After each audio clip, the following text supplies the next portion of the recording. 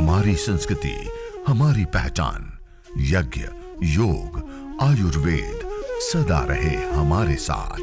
भारत के प्राचीन ग्रंथों एवं आधुनिक विज्ञान का दिव्य संगम, यज्ञ महिमा।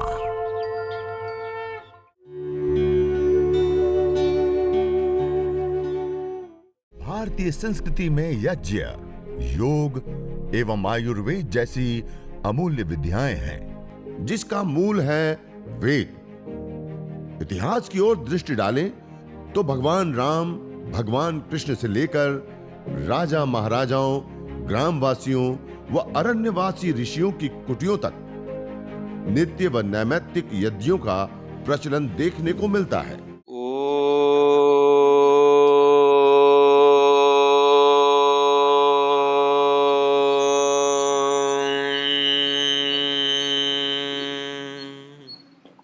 अग्निमीळे पुरोहितं यज्ञस्य देवमृत्विजं होतारं रत्नधातमम्।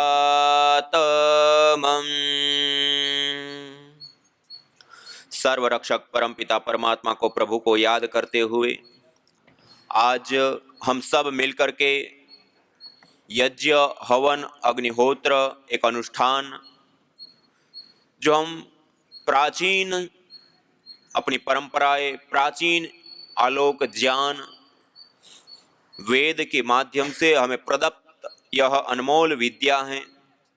इस यज्ञ को हम अपने जीवन में कहीं ना कहीं पर्व पर, संस्कारों में या अलग अलग रूपों में करते हुए आ रहे हैं और करते हैं।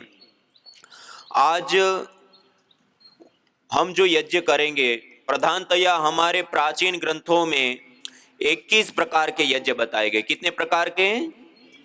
प्रधान यज्ञ। उसमें कुछ नित्य किए जाने वाले यज्ञ होते हैं, कुछ नैमित्तिक यज्ञ होते हैं और कुछ काम्य यज्ञ होते हैं। लेकिन आज हम जिस यज्ञ को करेंगे वो देव यज्ञ और चिकित्सा यज्ञ, दो यज्ञ को करेंगे, सीखेंगे और उसके बारे में जानेंगे। कौन कौन से यज्ञ? देव यज्ञ और चिकित्सा यज्ञ, जिसको भेषज यज्ञ आयुर्वेद के अंदर कहते हैं। इस यज्ञ को सामान्य रूप से हम कोई भी यज्ञ करते तो एक पंडित ब्राह्मण हमें चाहिए, बहुत सारी वस्तुएं चाहिए होती हैं, बहुत सारा समय चाहिए होता है। लेकिन आज हम जिस यज्ञ को करेंगे और सीखेंगे, इसके लिए कोई व्यक्ति विशेष की हमें आवश्यकता नहीं होती है। देव यज्ञ और चिकित्सा यज्ञ हम स्वयं अपने हाथों से कर सकते हैं। दूसरा, इस यज्ञ को करने के लिए बहुत सारी वस्तुओं की नित्य आवश्यकता नहीं होती है। नित्य 3 चीजें चाहिए, एक सामग्री, दूसरा गाय का घी और तीसरा संविदा, मानी यज्ञ के लिए प्रयोग होने वाली कोई भी लकड़ी, पीपल, बरगद, गुलर, पलाश, समय आदि, गाय के गोबर के उपले या स्टिक। ये 3 चीजें हैं और 5 से 10 मिनट का समय है, तो हम स्वयं अपने हाथों से देव यज्ञ और चिकित्सा यज्ञ हम कर सकते हैं। और जब इस यज्ञ को हम करते हैं तो इस यज्ञ के विभिन्न अलग अलग बहुत सारे लाभ हमें प्राप्त होते हैं। तो उसके विषय में हम जानेंगे। उससे पहले हम सब मिलकर के पूरे श्रद्धा भाव के साथ युक्त होकर के हम यज्ञ, हवन, अग्निहोत्र करेंगे। आइए अब हम सबसे पहले यज्ञ प्रारंभ करेंगे। आपके पास में दीपक रखा है। हम अगले मंत्र के उच्चारण के दौरान उस दीपक को प्रदीप्त करेंगे और प्रदीप्त करने के बाद जो माचिस की तिल्ली है उसको आपके पास जो बड़ी सी स्टील की थाली है ना, उस थाली के अंदर डालेंगे, नीचे नहीं डालेंगे। ओम भूर्भुवः स्वाहा। दीप प्रज्वलन करने के बाद कपूर रखा हुआ है ना, उस कपूर को श्रु के अग्रभाग में रखिए। जो कपूर है उसको श्रु के अग्रभाग में रखिए और अगले मंत्र के उच्चारण के दौरान इस कपूर को अग्नि से प्रदीप्त, दीपक से प्रदीप्त करके और मंत्र के अंत में हम हवन कुंड के बीच में अग्नि का स्थापन करेंगे मंत्रोच्चारण पूर्वक। सबने ले लिया कपूर? आइए दीपक के माध्यम से प्रदीप्त कीजिए। ओम भूर्भुवः स्वर्ज्योरिव भूम्ना पृथिवीव वरिम्ना तस्यास्ते पृथिवी देव यजनी पृष्ठे अग्निमन्नादमन्नाद्याया ददे। हवन कुंड के बीच में अग्नि का स्थापन करेंगे और जो आपके पास एक दो टिक्कियां कपूर की हैं वो सारी टिक्कियाओं को आप हवन कुंड के बीच में स्थापित कर दीजिए। अब जो आपके पास छोटा सा टुकड़ा रखा हुआ है उसको बीचों बीच रखिए, नीचे की जो उठ रही लो है वो सीधा उसको टच हो ऐसे रखिए। और उसके बाद जो समिधाएं हैं आपके पास छोटी छोटी घी से युक्त की हैं उसको उसके साइड में इस प्रकार समिधाओं का चयन करेंगे। दो आड़ी लगाई तो दो खड़ी लगाई, ऐसे समिधाएं लगाएंगे और बीच में जो छोटा सा टुकड़ा हो बीच में उठ रही लो उसको टच हो ऐसे करेंगे। तो ऐसे सारी समिधाओं को आप लगा दीजिए। इस प्रकार इस अग्नि को प्रदीप्त करने के लिए लगा दिया और 2-4 घी की आहुति दे, तब तक अच्छे से अग्नि प्रदीप्त हो जाती है। अब आइए सब लोग ब्रह्मांजलि में दोनों हाथ सीधे रख करके हम 3 बार पावन ओंकार का उद्घोष मंगलाचरण करते हुए आगे बढ़ेंगे।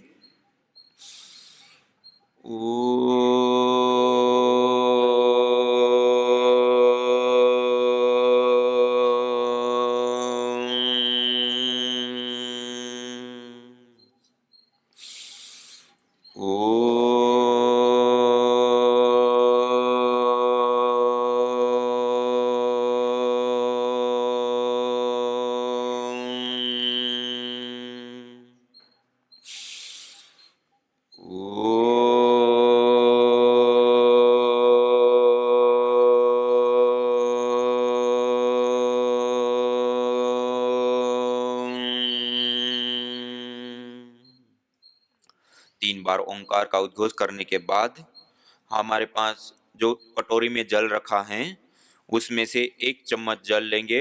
राइट हैंड की अंजलि में, दाएं हाथ की अंजलि में 1 चम्मच जल लेंगे और ఆచమన పాత్రగా ఇచ్చినటువంటి కటోరిలో ఉన్న నీళ్ళని मंत्रोच्चारण के बाद इस जल का हम पान करेंगे। కుడి చేతి అంజలిలో నీళ్ళు తీసుకుందాం। మంత్రోచ్చరణ తర్వాత ఆచమనం చేయాలి। ओम अमृतोपस्तरणमसि स्वाहा। ओम अमृतापिधानमसि स्वाहा। మూడవసారి తీసుకుందాం। కుడి చేతి అంజలిలో మూడవసారి ओम सत्यं यशः श्रीर्मयि श्रीः श्रयतां स्वाहा। ओम वाङ्म आस्यस्तु। వాణి శక్తిని ప్రసాదించు। ओम नसोर्मे प्राणो अस्तु। శ్వాసలో ప్రాణశక్తి కావాలి। ओम अक्ष्णोर्मे चक्षुरस्तु। కళ్ళల్లో దృష్టి పెరగాలి। ओम कर्णयोर्मे श्रोत्रमस्तु। చెవి వినికిడి పెరగాలి। ओम बाह्वोर्मे बलमस्तु। భుజాలలో బలం కావాలి। ओम ऊर्वोर्म ओजो अस्तु। అంతఃశక్తి ఓజస్సు కావాలి। ओम अरिष्टानि मिंगानि तनुस्तन्वा मे सह सन्तु। శరీరమంతా చిలకరించుకొని మనల్ని మనం పవిత్రమైనట్టుగా భావిద్దాం। अथ ईश्वरस्तुति प्रार्थनोपासना। ओम विश्वानि देव सवितर्दुरितानि परासुव यद्भद्रं तन्न आसुव। ओम हिरण्यगर्भः समवर्तताग्रे भूतस्य जातः पतिरेक आसीत् सदाधार पृथिवीं द्यामुते मां कस्मै देवाय हविषा विधेम। ओम य आत्मदा बलदा यस्य विश्व उपासते प्रसिसंयस्य देवाः यस्य छायामृतं यस्य मृत्युः कस्मै देवाय हविषा विधेम।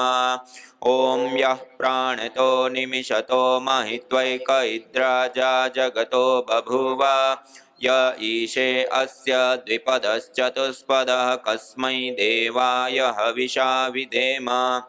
ॐ येनद्यो रुग्रा पृथिवी च दृढा येन स्वस्तमितं येन नाकः यो अन्तरिक्षे रजसो विमानः कस्मै देवाय हविषा विधेम ॐ प्रजा आपतेन त्वदेतान्यन्यो विश्वा आजातानि परिता बभूव यत्का आमास्ते जुहुमस्तन्नो अस्तु वयं स्यामपतयोरयीणाम् ॐ स नो बन्धुर्जनिता सविधाता धामानि वेदभुवनानि विश्वा यत्र देवा अमृतमानशानास्त्रितीये धामन्नद्येरयन्त ॐ अग्नेनय सुपथाराये अस्मान् विश्वानि देव वयुनानि विद्वान् युयोध्यस्मज्जुहुराणमेनो भूयिष्ठान्ते नम उक्तिं विधेम इतीश्वरस्तुति प्रार्थनोपासना। अब गाय के घी की आहुति हम प्रदान करेंगे। 4 गाय के घी की आहुति देंगे। पहले उत्तर दिशा में प्रदीप समिधा के ऊपर, दूसरी दक्षिण दिशा में प्रदीप समिधा के ऊपर, पश्चिम से पूर्व की ओर धारा बनाते और 2 हवन कुंड के बीच में। ओम अग्नये स्वाहा इदमग्नये इदन्न मम ॐ सोमाय स्वाहा इदं सोमाय इदन्न मम। మధ్యలో పోయాలండి, రెండింటి మధ్యలో దారగా పోద్దాం। ॐ प्रजापतये स्वाहा इदं प्रजापतये इदन्न मम ॐ इन्द्राय स्वाहा इदमिन्द्राय इदन्न मम ॐ सूर्यो ज्योतिर्ज्योति सूर्य स्वाहा ॐ सूर्यो वर्चो ज्योतिर्वर्च स्वाहा ॐ ज्योति सूर्य सूर्यो ज्योति स्वाहा ॐ सजुर्देवेन सवित्रा सजुरुषसेन्द्रवत्या जुषाणः सूर्यो वेतु स्वाहा ॐ भूरग्नये प्राणाय स्वाहा इदमग्नये प्राणाय इदन्न मम ॐ भुवर्वायवे पानाय स्वाहा इदं वायवे पानाय इदन्न मम ॐ स्वरादित्याय व्यानाय स्वाहा इदमादित्याय व्यानाय इदन्न मम ॐ भूर्भुवस्वरग्निवायवादितेभ्यः प्राणापानव्यानेभ्यः स्वाहा इदमग्निवायवादितेभ्यः प्राणापानव्यानेभ्यः इदन्न मम ॐ आपो ज्योतिरसोऽमृतं ब्रह्म भूर्भुवस्वरो स्वाहा ॐ या मेधां देवगणा पितरश्च उपासते तया मामद्य मेधयाग्ने मेधाविनं कुरु स्वाहा ॐ विश्वानि देव सवितर्दुरितानि परासुव यद्भद्रं तन्न आसुव स्वाहा ॐ अग्नेनय सुपथाराये अस्मान् विश्वानि देव वयुनानि विद्वान् युयोध्यस्मज्जुहुराणमेनो भूयिष्ठान्ते नम उक्तिं विधेम स्वाहा ॐ भूर्भुवस्वः तत्सवितुर्वरेण्यं भर्गो देवस्य धीमहि धियो यो नः प्रचोदयात् स्वाहा ॐ त्र्यम्बकं यजामहे सुगन्धिं पुष्टिवर्धनम् उर्वारुकमिव बन्धनान् मृत्योर्मुक्षीयमामृतात् स्वाहा ॐ सर्वं वै पूर्णग्वं स्वाहा ॐ सर्वं वै पूर्णग्वं स्वाहा ॐ सर्वं वै पूर्णग्वं स्वाहा ॐ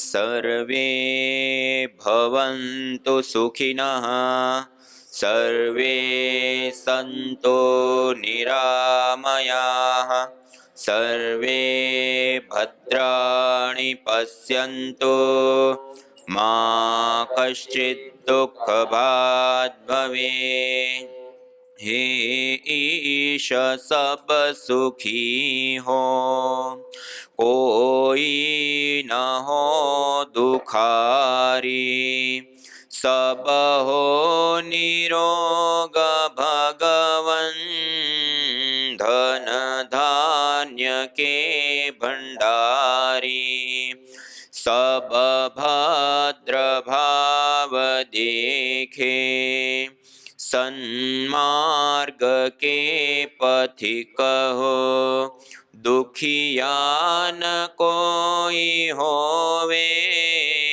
सृष्टि में प्राणधारी हे नाथ सब सुखी हो कोई न हो दुखारी सब हो निरोग भगवन धन धान्य के भंडारी ओम शांति शांति शांति ओम। इस प्रकार पूरी श्रद्धा भाव के साथ युक्त होकर के जब हम यज्ञाग्नि के अंदर मंत्रों का पाठ करते हुए आहुतियां प्रदान करते हैं तो इससे हमारे पंच प्राण पंच उपप्राण सप्त धातुओं का पोषण होने के साथ साथ अष्ट चक्रों में शक्ति ऊर्जा का संचार होने के साथ साथ हमारे न्यूरोकेमिकल्स बैलेंस में आ जाते हैं और मन शांत एकाग्र और सहज बनता है। मानवीय चेतना का उत्कर्ष कर हमें अति मानस चेतना की ओर अग्रसर करता है। यज्ञ करने से पंचभूतात्मक यह पिंड से लेकर के पंचभूतात्मक इस संपूर्ण ब्रह्मांड में स्वास्थ्य और संतुलन कायम होता है। यज्ञ करने पर पुण्य की प्राप्ति से लेकर के अलग अलग यज्ञ के विभिन्न लाभ हमें प्राप्त होते हैं। इस प्रकार पहले यज्ञाग्नि के अंदर कुछ आहुतियां देकर के हवन करने के पश्चात जब अग्नि शांत हो जाती हैं, निर्धूम अंगारे हो जाते हैं, ये इसको कहते हैं ब्रह्माग्नि। क्या कहते हैं? और जिस अग्नि में हम आहुतियां देते हैं उसको कहते हैं यज्ञाग्नि। क्या कहते हैं? अब ये अंगारों को जब अग्नि शांत हो गई उसको 5-5 में से नजदीक में ले लेते हैं। पहले हमने समिधा ऐसे रखते हैं जिससे अग्नि अच्छे से प्रदीप्त हो और बीच में जगह हो, हवा मिले। लेकिन अब इन समिधाओं को ऐसे रखते हैं कि बीच में अग्नि का प्रवेश ना हो और उसके बाद उसके ऊपर आपके पास में एक छोटी सी पुड़िया के अंदर गुड़ होगा, गुग्गुल होगा। उस गुग्गुल को और उस गुड़ को हम इस अंगारों के ऊपर थोड़ी सी मात्रा में रख सकते हैं। थोड़ा गाय का घी, 1 चम्मच 2 चम्मच गाय का घी भी आप रख सकते हैं। ऐसे अंगारों के ऊपर थोड़ा सा रख दिया और इसकी धुनी को घर में चारों ओर, बेडरूम से, किचन से लेकर के सब जगह पर इसको फैलने देते हैं। अथर्ववेद में कहा जिस घर में इस प्रकार यज्ञ होता है, गुगुल आदि की धुनी होती है, तो वो घर होत्री सदनम हरितम हिरण्ययम, वह घर पवित्र हो जाता है, शुद्ध हो जाता है। वहां रोगाणु, कीटाणु, दोषों से लेकर के समस्त प्रकार की नेगेटिव अशुभ ऊर्जाओं का अंत होता है और होत्री सदनम हरितम हिरण, वहां पर देवीय शक्तियों का वास होता है, वहां पर वो शिवालय देवालय सा वातावरण बन जाता है। इसलिए जिस घर पे जहां पर यज्ञ करते और हवन करने के बाद थोड़ा सा गूगल आदि औषधियों की धुनी करते हैं तो वह घर, वह परिवार, वह समाज हमारे लिए बहुत ही ज्यादा हितकारी और उपयोगी होते हैं। तो इस प्रकार थोड़ी सी धुनी कर दिया हवन के बाद। और यह जो यज्ञीय धूम्र हैं वो धूम्र जहां पर प्रसरित होते हैं उसके अलग अलग कई सारे लाभ होते हैं। उसमें से इसका एक महत्वपूर्ण और विशेष लाभ प्राप्त होता है कि यज्ञ करने से हमारा पर्यावरण पोषित होता है। सामान्य रूप से हम धूम्र को क्या कहते हैं? पोल्यूशन। लेकिन हर चीज के जलने पर जो धूम्र निकलता है वो पोल्यूशन नहीं होता है। हर चीज के जलने पर अलग अलग प्रकार का धूम्र होता है। प्लास्टिक जलने पर अलग होता है, रबर जलने पर अलग होता है, पेट्रोल डीजल जलने पर अलग होता है, कोयला जलने पर अलग होता है, गाय का घी जलने पर अलग होता है, जड़ी बूटियां जलने पर अलग होता है। हर चीज रॉ मटेरियल क्या है, जो चीज जल रही है वो रॉ मटेरियल के आधार पे उससे बनने वाले जो पदार्थ हैं, धूम्र हैं, वो अलग अलग होते हैं। हम जैसे गाय के घी की मुख्यतया अग्नि में आहुति देते हैं। गाय के घी के अंदर सैचुरेटेड फैटी एसिड होता है, उसके जलने पर कीटोन्स बनते हैं और कीटोन्स के टूटने पर कार्बन की अपेक्षा 6 गुना ज्यादा हमें ऑक्सीजन मिलती है। उसके साथ साथ उसके अंदर कई सारे मल्टीपल कंपोनेंट्स होते हैं। जब जड़ी बूटियों के साथ हम आहुतियां देते हैं ना, और ये जो धूम्र उठता है, इस धूम्र के अंदर एंटीऑक्सीडेंट कंपोनेंट, जब हम बॉडी डिटॉक्सिक करने के लिए जो तत्वों को हम लेते हैं, दवाइयों को हम लेते हैं, वो भी इसके अंदर होता है एंटीऑक्सीडेंट कंपोनेंट। एंटी एंजियोजेनी, कैंसर ना होने देना और हो गया है तो उसको ठीक करने वाले तत्व भी इसके अंदर होते हैं। एंटी ब्यूटाजेनी, जीन्स में आने वाले बदलावों को रोकने वाले भी कंपोनेंट्स होते हैं इसके अंदर। एंटी एफ्लिमेटरी, सूजन, इन्फेक्शन आदि को दूर करने के लिए जो दवाएं लेते हैं उसके लिए कंपोनेंट्स होते हैं, वो भी इस यज्ञ के धूम्र के अंदर होते हैं। न जाने कितनों ने आहुतियां दी इन अमित्र रोगों के संतापों से, है वर्तमान भी आज दुखित, न पूछो भविष्य के प्रकोपों से। प्रत्युष पावनी होती जहां यज्ञानुष्ठान घर आंगन में, वहां मनुष्येतर सब झूमते शांति भरे सुख आनंद से। इदम हवीर यातो धाना नदी फेना इमाम वहत, अर्थात जैसे नदी का जल जाग को बहा ले जाता है, वैसे ही यज्ञ में आहूत की हुई हवि सभी प्रकार के रोग, दोष, ताप, संतापों को वैसे ही बहा ले जाती है जैसे नदी जागो।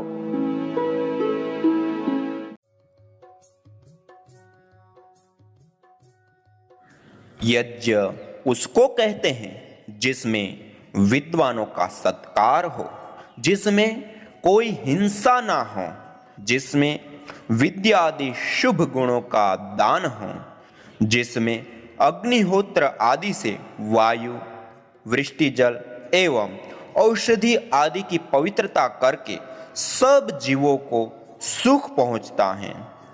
यज्ञ उसको कहते हैं अग्निहोत्र से लेके अश्वमेघ पर्यंत वह जो शिल्प व्यवहार और पदार्थ विज्ञान है, जो कि जगत के उपकार के लिए किया जाता है, उसको यज्ञ कहते हैं।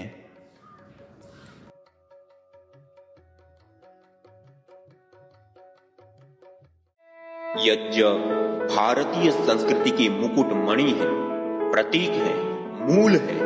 मानव जीवन के हर पहलू के साथ यज्ञ जुड़ा हुआ है, चाहे वह संस्कार हो, चाहे पूजा पाठ, या फिर पर्व से लेकर हर शुभ अशुभ अवसरों में भी यज्ञ करने की सार्वभौमिक, वैज्ञानिक एवं पंथ निरपेक्ष पावनी परंपरा रही है। आइए हम संकल्प लें, संसार के श्रेष्ठतम कर्म यज्ञ को अपनाएं। पिंड और ब्रह्मांड में संतुलन कायम करने वाले यज्ञ को अपने जीवन का अभिन्न अंग बनाएं एवं प्रकृति मां के प्रति अपने ऋणों को अदा करें। विश्व स्वास्थ्य का एक नारा, यज्ञ से होगा जग उजियारा।